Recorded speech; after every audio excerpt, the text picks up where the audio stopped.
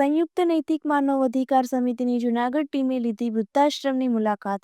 સંયુક્ત નૈતિક માનવ અધિકાર સમિતિની જૂનાગઢ જિલ્લા ટીમ દ્વારા રાષ્ટ્રીય અધ્યક્ષ શ્રી નિલેશભાઈ જોશીના માર્ગદર્શન મુજબ જૂનાગઢના ચિત્તાખના ચોક નજીક આવેલ વૃદ્ધાશ્રમની મુલાકાત લીધી હતી અને ત્યાં રહેલા લોકોને નાસ્તો અને આઈસ્ક્રીમનું વિતરણ કર્યું હતું અને આશીર્વાદ પ્રાપ્ત કર્યા હતા, જેમાં જૂનાગઢ જિલ્લા સેક્રેટરી કૃષ્ણ ચોકસી, જિલ્લા ઉપપ્રમુખ જીતેન્દ્રભાઈ જાની, સુરેશભાઈ ધોળકિયા, હર્ષ ધોળકિયા, મયુર લાલદિયા, નંદનભાઈ ધોળકિયા તેમજ મહિલા ટીમના સીમાબેન મકવાણા, નયનાબેન કોટડિયા, નીતિબેન શુક્લા સહિત તમામ હોદ્દેદારો અને સભ્યો હાજર રહ્યા હતા અને કાર્યક્રમને સફળ બનાવ્યો હતો।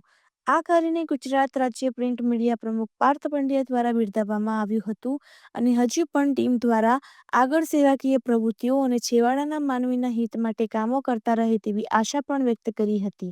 રિપોર્ટર પાર્થ પંડ્યા, પ્રમુખ મીડિયા સેલ, ગુજરાત રાજ્ય।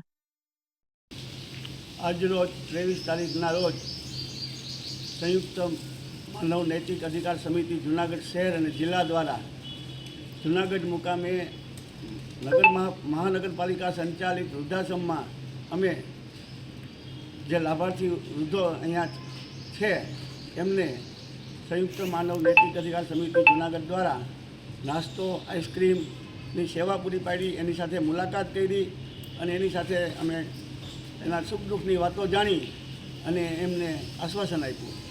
ભારત માતા કી।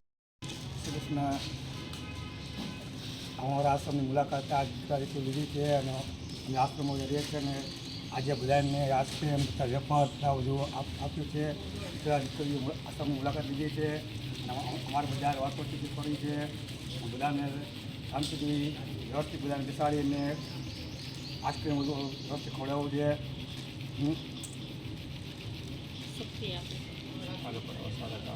આપણે આવા સારા કામ માટે ભગવાનને આવા સારા કામ કરવા માટે પ્રેરણા